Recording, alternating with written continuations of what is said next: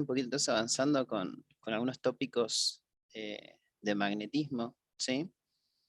Ya vimos la ley de Biot-Savart y la ley de Ampère. Con ambas leyes lo que hicimos fue poder determinar, o sea, nos daban la posibilidad de determinar el campo en un cierto punto del espacio producto de una fuente como lo es la corriente, ¿no? En este caso, vamos a estudiar, por ejemplo, qué ocurre cuando tenemos una partícula cargada en presencia de un campo magnético. Si esto ocurre, esta partícula, por ejemplo, más o menos esta carga positiva, se desplaza en este campo entrante con una cierta velocidad v. ¿Sí? Están en negrita porque son vectores, ¿sí? Pero bueno. Sobre esta carga aparece una fuerza, ¿sí? Que es la fuerza magnética, producto entonces que se desplaza en un cierto campo magnético, ¿sí? Con una cierta velocidad. Entonces, esta fuerza, lo interesante es que es una fuerza perpendicular al plano que forman los vectores velocidad y campo magnético, ¿sí? Fíjense cómo uno podría hacer con una ayuda, digamos, es un producto vectorial, en particular, por ahí no me gustan mucho las reglas de mano derecha y esas cosas, pero de esta manera, con un producto vectorial trivial, uno puede dar cuenta de la dirección y sentido de la fuerza. No hay mucho más para decir sobre ello porque en la ley está todo puesto, es decir, esta ley nos da toda la información, nos da el módulo, nos da la dirección, nos da el sentido. Así que, digamos que toda la información está contenida en ella. Una cosa interesante, sí, que lo dejamos para ahora, o sea, para esta parte, es que a través de la fuerza magnética, de poder determinar la fuerza magnética, le podemos dar entidad al Tesla, ¿sí? Es decir, nosotros podemos definir el Tesla a través de la fuerza magnética, ¿sí? O sea, si nosotros ponemos nuestras magnitudes en el sistema internacional, podemos de acá poner el Tesla también en función de las unidades de las otras magnitudes, ¿no? Y eso me parece algo interesante. Entonces, acá lo importante es entender entonces que la partícula, obviamente, es una partícula cargada, en este caso positiva, que se desplaza a una cierta velocidad, ¿sí? En un cierto campo, y lo que tenemos es que aparece sobre ella una fuerza que es perpendicular al plano que generan estos dos vectores. Esperen que yo estoy admitiendo gente mientras. Bien. Algo importante de esta fuerza es que, obviamente, si así como está planteada, ¿sí? Es algo interesante. Si tenemos una partícula que ingresa a una zona donde hay campo magnético, esta partícula, ¿sí? Obviamente, esta partícula cargada va a seguir una trayectoria de tipo circular, ¿no? Si uno aplica la segunda ley directamente y hace fuerza igual a masa por aceleración, y en fuerza ponen directamente QV por V, porque cuando hacen el producto cruz, la velocidad y el campo magnético son perpendiculares, o sea que directamente nos va a quedar el seno de pi sobre 2, y, y eso sería la aceleración centrípeta. Bueno, si jugamos un cachito podemos encontrar inclusive el radio de curvatura de la trayectoria que seguiría esta partícula. Algo interesante es que estos radios, ¿sí? Dependen, entonces, obviamente del campo, de la velocidad, está claro, ¿no? Pero en particular, si dejamos muchas cosas fijas, ¿sí? Dependen de la carga también y de su signo. Es decir, que por ejemplo nosotros podríamos identificar partículas, ¿sí? Y determinando, por ejemplo, sus trayectorias, ¿sí? Se podría poner una partícula así, por ejemplo. y una partícula sí. Si el radio es el mismo y las condiciones son las mismas, pero una tiene una trayectoria hacia un lado y una trayectoria hacia el otro, significa que una tiene un signo y la otra tiene otro signo, digamos, ¿no? Y eso está bueno desde el punto de vista de la identificación de una partícula. Algo importante es que esta fuerza, como es perpendicular al desplazamiento, ¿sí? Es una fuerza que no produce trabajo, ¿no? O sea, es algo que, por ejemplo, ya seguramente lo identificaron. Bueno, no hay mucho más para decir sobre ello porque está todo, toda la información está en esa expresión vectorial, ¿no? Bueno, quedan ustedes por ahí verificar las unidades, pero me parece que sale bien. Esto es lo que uno entonces llama la ley de Lorentz, ¿no? Si tenemos en un punto del espacio, nosotros tenemos un campo eléctrico, un campo magnético, y en él colocamos una carga en movimiento, sobre la carga va a aparecer una fuerza que obviamente va a ser la suma vectorial de ambas, ¿sí? Un detalle, a veces pueden encontrar en la literatura la ley de Lorentz solamente asociada a esta parte, ¿sí? Y a veces y toda esta, la suma tanto de la fuerza eléctrica como la magnética, por ahí también se lo pueden encontrar como la expresión general, digamos, ley de Lorentz. Así que en particular cuando hablamos de ley de Lorentz hablamos de todo el conjunto, digamos, ¿no? Fíjense que una cosa importante, acá como una explicación muy directa, si nosotros cruzamos campos eléctricos y campos magnéticos, fíjense, el campo eléctrico apunta en esta dirección, en la dirección positiva de la así, y el campo magnético apunta acá, ¿sí? Si esta partícula positiva se mueve en esta dirección, ahí como está planteada en el dibujo, la fuerza magnética apunta para abajo, ¿sí? Entonces, si cruzo un campo eléctrico perpendicular al campo magnético, sobre la carga va a aparecer una fuerza eléctrica que apunta hacia arriba, ¿no? Entonces, podemos ir jugando de manera tal de que cuando el módulo de estas fuerzas son iguales, ¿sí? Yo puedo, por ejemplo, encontrar, espera que ahí está, se movió todo acá. Cuando estas fuerzas son iguales, la fuerza de origen magnético y la fuerza de origen eléctrico son iguales, ¿sí? Podemos encontrar la velocidad, ¿sí? En función de esos dos campos. Eso está buenísimo porque lo que me sirve es para poder hacer un seleccionador, digamos, ¿no? Una especie de seleccionador de velocidades. Porque pues, directamente depende de algo que yo puedo como medir de afuera y directamente determinar de afuera que son los campos eléctricos y magnéticos, ¿no? Y eso está bueno. O sea, puedo seleccionar las velocidades que tengan este cociente, digamos, ¿no?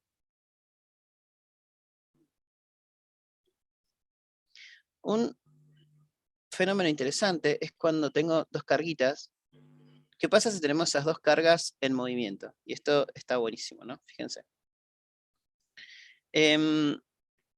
Cuando esta carga 1 se mueve, esta carga 1 se mueve hacia arriba, es positiva, la carga también es positiva, y ambas se mueven con velocidades que van en direcciones, así como están planteadas, las dos hacia arriba, ¿no? Cuando esta carga 1, por ejemplo, se mueve hacia arriba, estoy pensando en una especie de, si lo queremos ver conceptualmente, una especie de pseudocorriente, digamos, porque es una carga que se desplaza, ¿no? Entonces, lo puedo mirar como una corriente, y lo mismo le pasa a la carga 2 cuando se mueve en su dirección, ¿no? Así como está. Ambas están separadas a una distancia r. Bueno, está claro que entre ellos hay una fuerza eléctrica, pero esto es interesante. Si, por ejemplo, si la carga 1 se desplaza hacia arriba, fíjense, yo puedo dibujar acá, vamos a suponer que esto es una especie de corriente, puedo llamar I1 para hacer un análisis conceptual. Entonces, I1 origina, en particular, en la dirección en la que se mueve Q2, ¿sí? Un campo magnético, ¿no? ¿Cómo es el campo magnético en esta dirección?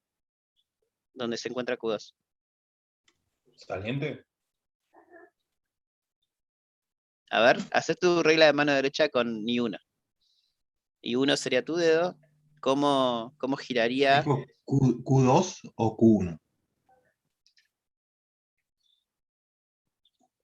I1 sería, digamos, o sea, la que está producida por Q1. ¿Cómo sería sobre la dirección donde se encuentra Q2? Ah, sentido contrario. No, a ver, tengo un chat ahí, a ver.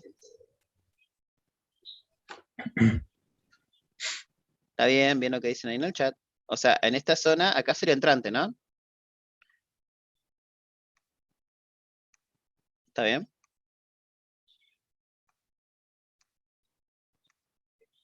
Sí, profe. En particular, donde se encuentra Q2, ¿no? Entonces, pondría cruces acá y pondría puntos del otro lado, ¿no? Porque de la misma manera, cuando se mueve Q2 hacia arriba, es como una especie de corriente I2, ¿sí? Dibujo allá arriba para análisis. Entonces, me pone puntos acá, ¿no? En particular, donde se encuentra Q1. Creo que eso lo dibujé después. ¿Sí? Entonces, ahora lo que tenemos es, si nos abstraemos, si miramos a Q1 o a Q2, a cualquiera de las dos, fíjense, si miramos Q2, Q2 está en presencia ahora se mueve a una cierta velocidad y está en presencia de un campo magnético entrante. ¿Sí? O sea que sobre Q2 aparece una fuerza de origen magnético, porque Q2 está en presencia de un campo, que es el campo B1. ¿Por qué B1? Porque es el que produce Q1. ¿Sí? Q1 es el que produce este campo, ¿no? Entonces, Q2 está en presencia de B1 y sobre ella aparece una fuerza. ¿Para dónde va? ¿Para dónde tira esa fuerza?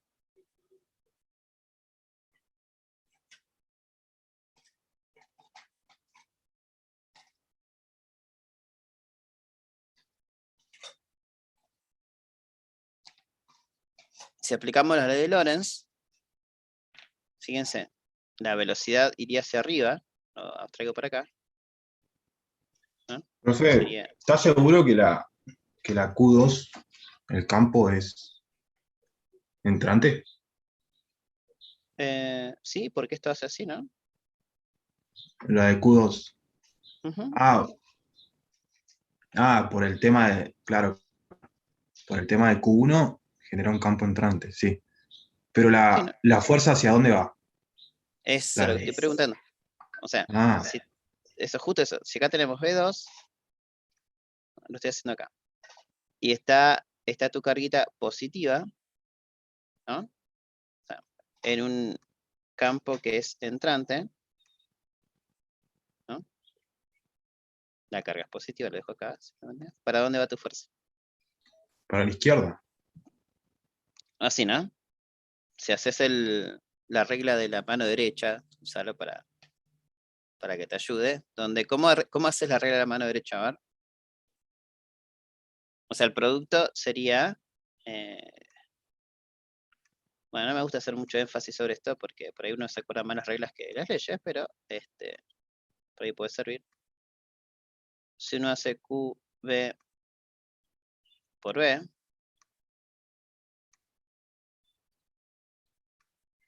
entonces en todo producto vectorial, si usamos la mano derecha, el índice sería el primer vector.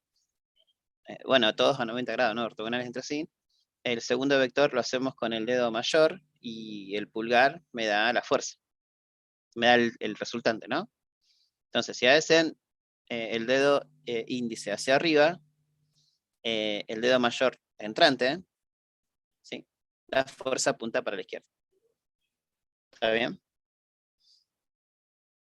He visto en algunos lugares, por eso se los digo nada más, no es muy instructivo, para nada instructivo, pero he visto por ahí que usan la regla de la mano izquierda y la usan al revés, pero empiezan con el vector de afuera, digamos. Es simplemente hacer una operación sobre, sobre sobre la expresión, ¿no? O sea, empezar si empiezo en B, en el campo, es dar vuelta al producto vectorial, ¿no? Por eso lo haría con la mano izquierda.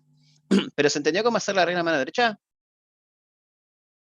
Para darse cuenta enseguida. Sí, sí. Ok. Bien, esperen que tengo un montón de cosas abiertas acá.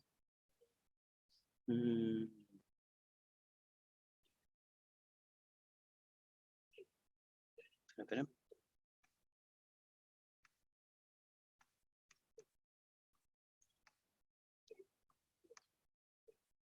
Bueno, como siempre esto tiene problemas. Bien, entonces, a ver. Ahí aparecerían las dos fuerzas, las fuerzas magnéticas, ¿sí? ¿Por qué? Porque si lo hacemos sobre Q1, fíjense, Q1 se movería hacia arriba, pero el campo sobre ella es saliente, entonces la fuerza magnética apuntaría hacia la derecha. ¿Ok? Entonces, si por ejemplo nosotros quisiéramos hallar el módulo de la fuerza, si por ejemplo podemos hallar cualquiera de las dos, porque vamos a decir que son iguales, pero no importa, eso lo van a sacar después. Por ejemplo, el módulo de la fuerza magnética 1, ¿sí? Que sería esta que está acá.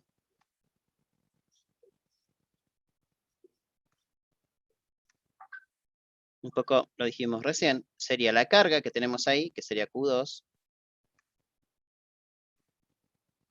¿sí? Por el campo que tenemos ahí, bueno, primero la velocidad para ser ordenados, sería la velocidad V2, que sería la velocidad de la carga 2. Y el campo V1, ¿no? Porque es el que generaría, como dijimos recién, Q1. Bien, para hallar el módulo de B1, ¿sí? Hallamos el módulo de B1, podemos hacer uso de la ley de Biot-Savart. Un poco, eso ya lo tenemos. Simplemente lo que tenemos que hacer es hacer una inspección para ver el movimiento de la carga como la corriente.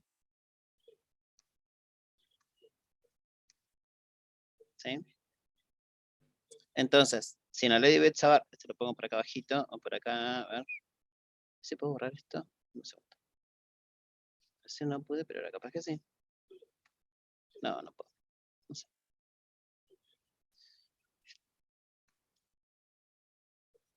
Le puede dibujar encima un cuadrado blanco, profe. Es buena esa. Sí, sí, igual no molesta tanto. No molesta tanto. La O suma de sea, los factores, profe. eso. En la ley de Biot-Savart, entonces, donde tenemos I por L, ¿sí? Directamente lo que podemos hacer es reemplazarlo, si es la cantidad de carga por unidad de tiempo, quiere decir que este factor en la ley de Biot-Savart lo podemos directamente cambiar por carga por velocidad, ¿no? Porque es la carga la que está originando la corriente. ¿Sí? Entonces, no sé por qué me cambió el color y me cambió como el anchito. A ver si abro este. Entonces, en la ley de Biot-Savart ahora pondríamos la corriente por la longitud. O sea que directamente podemos escribir el origen, quién origina ese campo, que en vez de poner I1 por longitud podemos poner Q1 por la velocidad V1, ¿no? Dividido la distancia que lo separa desde donde tengo la dirección de esa pseudocorriente al punto donde lo estoy evaluando. Obviamente, si nosotros reemplazamos esto acá, podemos encontrar la fuerza, ¿no? sobre Q2, producto del desplazamiento de la velocidad que posee Q1, que es la que origina a través de esta pseudocorriente el campo magnético sobre Q2, que es de una u otra manera el que me está manifestando esta fuerza de origen magnético. ¿No? Fíjense, queda para ustedes, o sea, simplemente reemplazarlo ahí, queda para ustedes ahora ver qué pasa con la fuerza sobre la partícula Q1, a la que le llamamos fuerza magnética 2, que simplemente es hacer Q1 por V1 por V2, ¿sí? V2, ¿por qué? Porque es el que origina Q2, y cuando hacen eso directamente les queda igual, identificando que estas dos fuerzas son iguales, ¿no? Manifestando el par acción y reacción. Está bueno, ¿no? Va, no sé, capaz que me gusta a mí nomás, pero ¿qué dicen? Que ¿Sabe, necesito profe, tiempo que para procesar, profe. Ay, perdón. Tiempo para tomarme un mate. Bueno, Profe, dime. volviendo un poco atrás, no me quedó muy claro por qué Q2 hace un campo entrante y Q1 hace un campo saliente. A mí me parecía que los dos hacían un campo entrante, ¿no? A ver, para. Yo también me había confundido porque pensé que F2 y F1 se veían los campos magnéticos. Y es la repulsión, ¿no? Lo que está en negro. Sí, sí, sí. Ah, No es muy instructivo esa. claro. Ahí me había confundido, entonces le dije que los campos eran al revés. Pero lo que entendí, ¿por qué en Q1 el campo en saliente? Porque Q2 genera un campo Claro, saliente en Q1. claro, exactamente. Ah, no Y puedo borrar. Q1 genera un campo entrante, o sea, en Q2. Claro. O sea, imagínate esto, mira. Es lo que el dibujito que hice acá que no puedo borrar. Hace, esto es como, esta es la corriente, y con la corriente de este conductor origina líneas de campo cerrada a través de ella, que tiene esta dirección. ¿Eso está bien? Sí, sí, sí, sí. Eso lo haces con la mano derecha, ¿no? Sí. Dedo pulgar y haces como giran esas. Entonces, ahora párate, tu dedo pulgar, párate en el movimiento de Q1, ¿no? Entonces, quiere decir, a ver, queda feo, pero para que me entiendas. Es como que empieza a generar así, Claro. ¿sí? Sí. Entonces, quiere decir que acá mete una cruz. ¿Está bien? Ah, ok, ok, ok. ¿Sí? Entonces, cuando lo hace Hay un Q2, Q2. Sí, lo hace así y mete ahí, sí. hace así. Entonces, te pincha el ojo, por eso son puntos. Listo. ¿Sí? Listo, listo. A ver, denme un segundo, porque ¿saben qué? No puedo borrar las líneas que puse. Ay, ay, ay. ¿Por qué me pasan estas cosas? Denme un segundo. Bueno, este está buenísimo. Le gustaba. A ver. Así se ve muy grosero el dibujo, pero esto es lo que uno llama el efecto de Hall, ¿sí? O la determinación del voltaje de Hall. Se ve como muy grosero, porque en realidad esto es una chapa, ¿sí? Suele ser una chapa, bueno, después van a ver por qué tiene que ser finita la chapa, ¿no? Pero imagínenselo como en 3 dimensiones, lo importante es eso, ¿sí? De acá provienen el nombre de corriente parásita. No, guarda goles. No, me reconfundiendo. Me quedó para...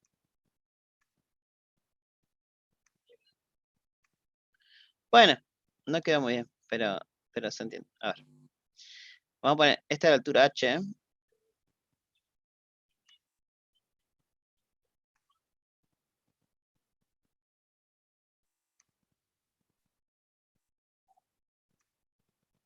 Esto es un ancho A.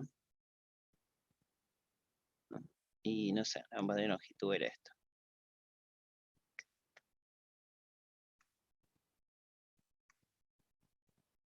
Bueno.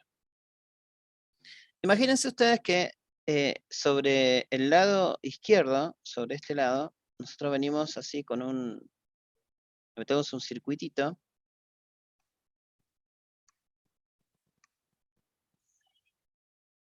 Cerramos por acá. Y metemos una corriente I. Con esa dirección, ¿no? Entonces, cuando la corriente ingresa en esa, sobre esta cara izquierda, ahí tengo el área de esto. Sí, tienen que seguir porque la cuenta pues está buena. Entonces, ingresan ahí y ahí tengo establecido lo que uno llama el J, ¿no?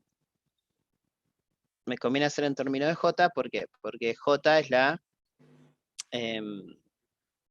lo traemos asociado de la ley de Ohm, microscópica, ¿no? Entonces, cuando meto esa corriente ahí, ¿sí? Va a encontrar portadores de carga, ¿sí?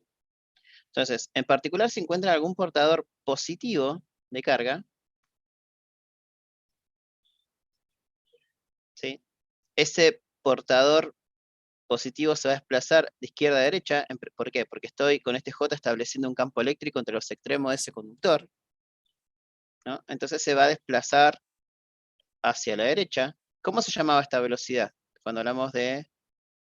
en la ley de Ohm, en la teoría de la conducción eléctrica. ¿Cómo se llama? Velocidad deriva. Exacto. Me gusta. Velocidad deriva, velocidad de arrastre, velocidad de desplazamiento, dependiendo del texto. Entonces, podemos relacionar J con esa velocidad deriva. ¿Se acuerdan cómo era la relación? Si era velocidad deriva por la cantidad de electrones, me parece. Sí, usemos portadores de carga. Que, a ver, me gusta un cachito más.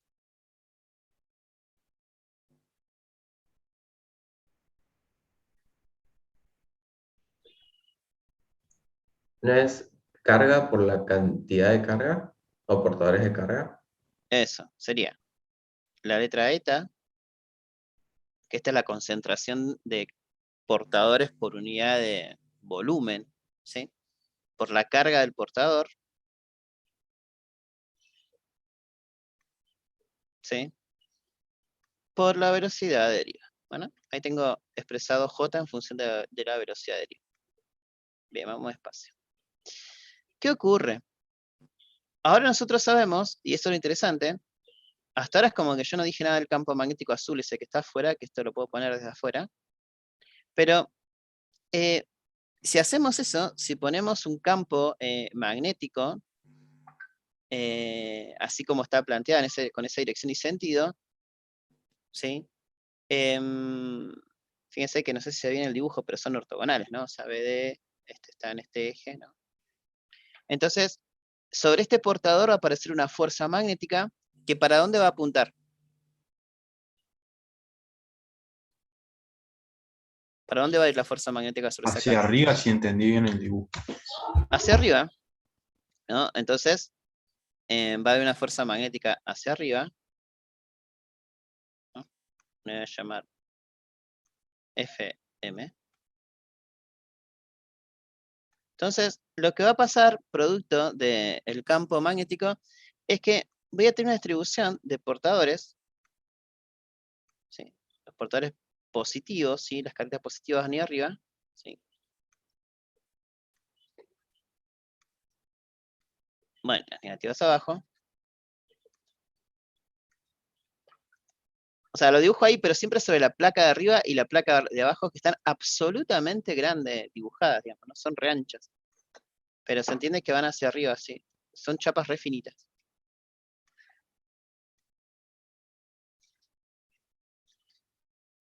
Entonces, lo que provoca es que esa disposición, digamos, vamos despacio, esa fuerza magnética, entonces, vamos a escribir la fuerza magnética, ¿sí? Entonces la fuerza magnética dada por la ley de Lorentz sería el portador de carga por la velocidad que tiene, que le pusimos nombre, que es la velocidad deriva, ¿sí? Por el campo, ¿no?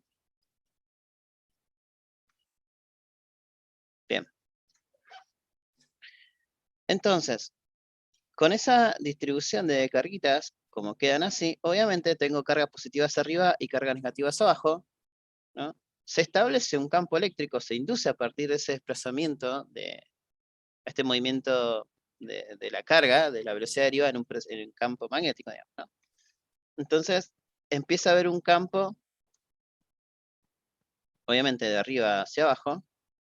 Voy a dibujar muchas cosas acá.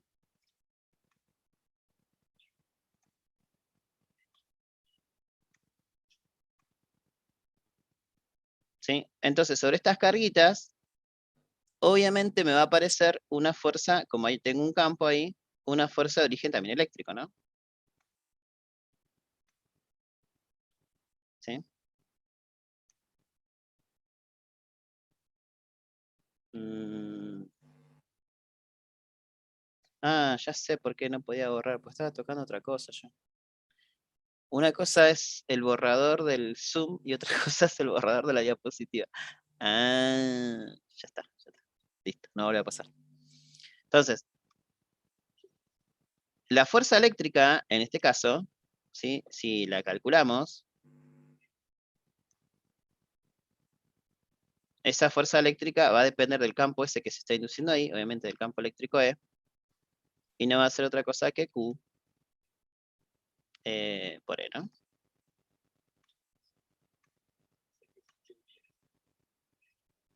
Bien. Entonces, fíjense que si yo llego a un punto donde puedo equilibrar esas dos fuerzas, donde las fuerzas magnéticas es igual a la fuerza magnética, ¿sí? Lo que voy a encontrar es una relación, un poco como lo dije hace un rato, entre el campo eléctrico y el campo magnético, ¿no?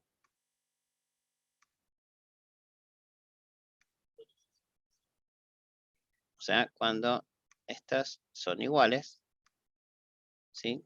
Se empiezan a mover las cargas hasta que llega un momento que esas fuerzas son iguales, ¿no? Y eso está bueno porque eso, cuando se llega a ese equilibrio, el voltaje de Hall va a llegar a un valor máximo. Por eso me voy a dar cuenta. O sea, experimentalmente uno se puede dar cuenta. Sería así. Lo interesante es que lo estoy midiendo en el equilibrio en cuanto a la fuerza magnética es igual a la fuerza eléctrica. Luego, lo único que queda es jugar un poquito y traer esta expresión de J, ya si lo empezamos a relacionar en módulo, ¿sí? Para trabajarlo en módulo de manera escalar, fíjense. Si lo dejo en términos de la corriente J, ¿sí? J es la corriente por unidad de área, o sea que directamente acá yo puedo poner el área de este lado multiplicando, así ya lo hago todo de manera escalar. Eta Q y BD, ¿no? Puedo seguir poniendo cosas acá. El área, no me tengo que confundir las dimensiones. Esto es A, esta es A, ¿no? O sea, el área es A por H, así como lo dibujé.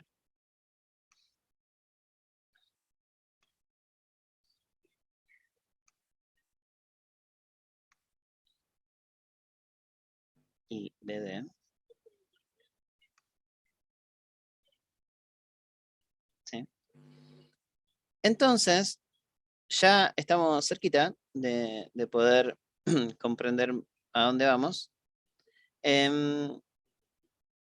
Ahora lo que tenemos es que esta distribución de carguitas positivas, ¿no? Arriba, negativas abajo, y este campo que se estableció en amarillo, me va a permitir a mí hacer algo bastante interesante. Y eso es lo lindo que tiene. Que yo puedo, entre la parte de arriba y la parte de abajo, como tengo un campo eléctrico entre la chapita, entre el espesorcito de arriba, ¿no? La capa de arriba y la capa de abajo, mejor dicho. Entre ellos dos yo puedo medir un cierto potencial, una diferencia de potencial entre la placa de arriba y la placa de abajo, que es lo que uno llama el voltaje de Hall. Eso está buenísimo, ¿no? Ese voltaje de Hall obviamente va a depender del campo eléctrico, ¿sí? Que se estableció ahí producto de la aglomeración de cargas, va a ser el campo por H, ¿no? ¿Sí? Y el campo eléctrico lo podemos traer de acá,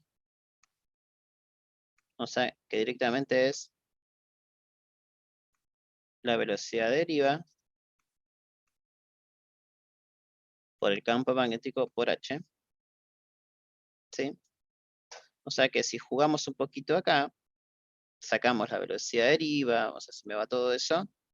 A ver si hacemos bien la cuenta. Nos queda que BH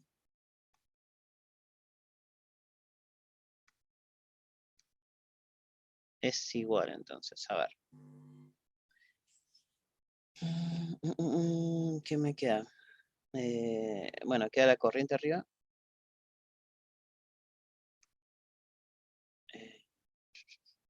Divido, estoy dividiendo, ¿eh? Este me queda ahí, me queda arriba, me queda el B arriba.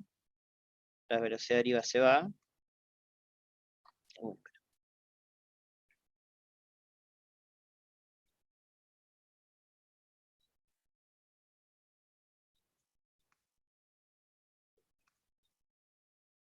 Y abajo me queda A sobre B, H también se va, ¿no? Si me queda A, queda eta y queda Q.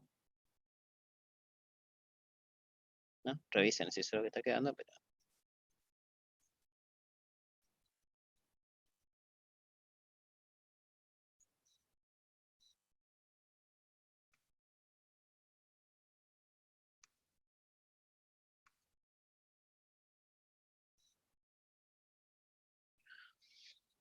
Fíjense qué interesante resultado. Primero, mostramos por qué depende de A, que A es el anchito este, ¿no? Esto es A. Entonces, como A está en el denominador, mientras más chiquito sea, el voltaje de Hall me va a dar un número más grande. Y eso está bueno porque los voltajes de Hall son números chiquititos, entonces por eso estas chapitas son finitas, les decía. Eso por un lado. Después, si, como yo mido una diferencia potencial entre una placa y la otra, depende cómo esté, en realidad, si yo lo puedo dejar fijo acá, y este voltaje de Hall me podría dar positivo o negativo. Si me da positivo, ¿sí? O sea, lo que quiero decir es que el voltaje de Hall va a depender del signo de la carga. Entonces, ¿cuál es el objetivo del experimento de Hall? Poder determinar el portador de carga. Porque en este caso yo hice un análisis para el portador positivo, ¿sí? Donde tengo una distribución y me quedan cargas positivas arriba y cargas negativas abajo. Pero si tendría cargas negativas, ¿sí? Si tendría carga negativa, fíjense, tendría una distribución opuesta, digamos, ¿no? Me quedarían las cargas negativas arriba y las cargas positivas abajo. Entonces, este voltaje de Hall enchufado así me daría negativo. Entonces, el signo del voltaje de Hall me va a hablar del signo del portador de carga. Y eso está buenísimo, porque no siempre sé el signo del portador de carga. Y por otro lado, si yo mido el signo me da eso. Y si yo mido su número muy bien, con mucha precisión, y sabemos qué tipo de portadores de carga tenemos y todo, podríamos calcular la concentración de portadores. Porque lo de afuera lo puedo dejar bastante bien, digamos, que es el campo y la corriente. Esas son cosas del experimento, ¿no? O la cantidad de carga por unidad de volumen que tenga, digamos, ¿no? O sea que tiene como dos objetivos. Darme el signo del portador de carga y la cantidad de portadores por unidad de volumen. O sea, este es un tema que solemos preguntar bastante en los finales. Bueno, eso sí bastante. Pero cada tanto le pedimos a alguien que... O sea, cuando nosotros tomamos examen final, solemos hacer preguntas así. Por ejemplo, explique tal cosa o esto. Por ahí decimos, detalle el efecto de Hall. ¿Por qué? Porque el experimento de Hall tiene muchas cosas. ¿Sí? Tiene la teoría de la conducción, al hablar del J, tiene la fuerza de Lorentz, tiene el campo eléctrico que se induce, bueno, jugar un poco ahí, o sea, está como como súper completito.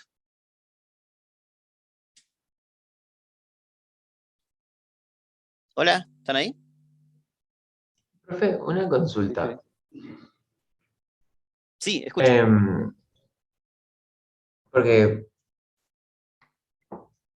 viendo esas densidades de carga que se van haciendo dentro del conductor, donde tengo una región más electropositiva y una región electronegativa, ¿no se reduce de alguna manera la sección efectiva o la sección por la que pueden pasar los portadores de carga?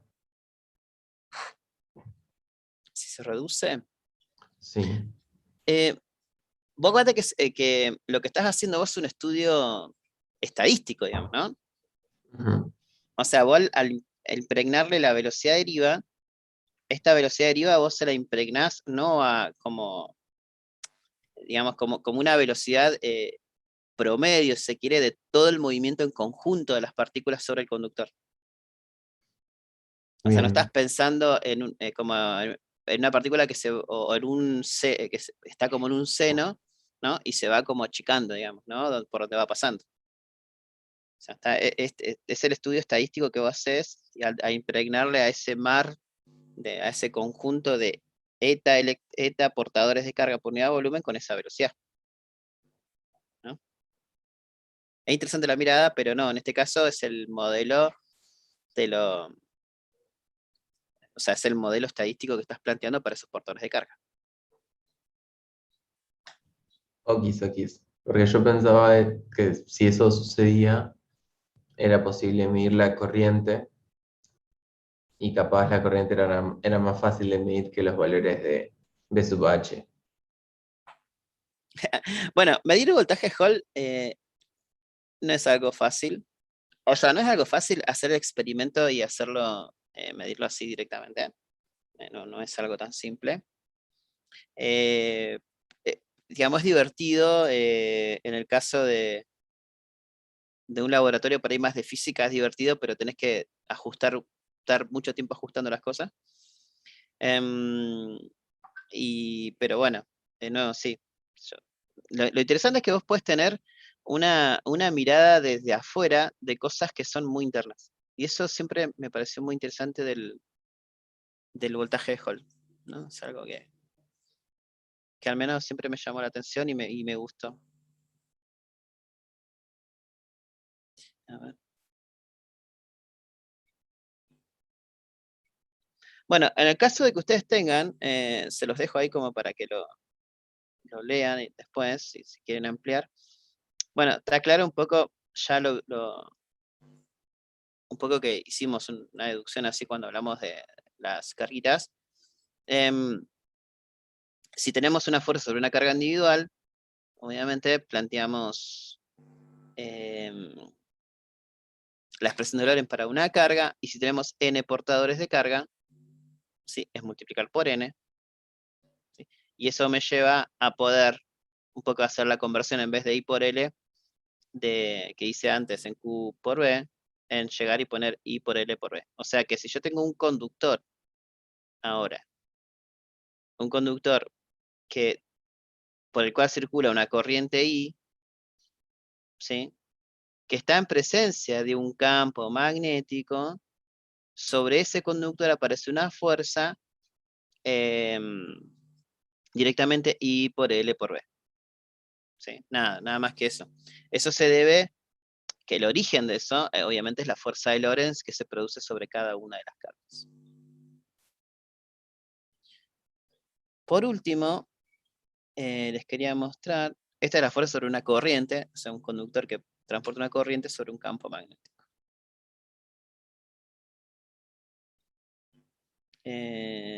Bueno, podríamos dejar ahí mejor, porque ya sería con la mitad del práctico.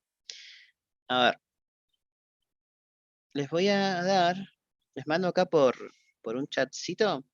En este caso sí les dejo todos los prácticos, todos los ejercicios que vamos a hacer, ya se los voy dejando. ¿Por qué? Porque hay algunos grupos que van un poquitito más adelantados, entonces a esos para que vayan avanzando, y los demás vayan de a poco, ¿sí? O sea, cada uno lleva su ritmo. Esperen que... Simplemente le dejo todos los problemas por si hay alguno que ya los terminó todos, quiere seguir avanzando con la lectura y con la resolución de ejercicios, lo puedo hacer tranquilamente.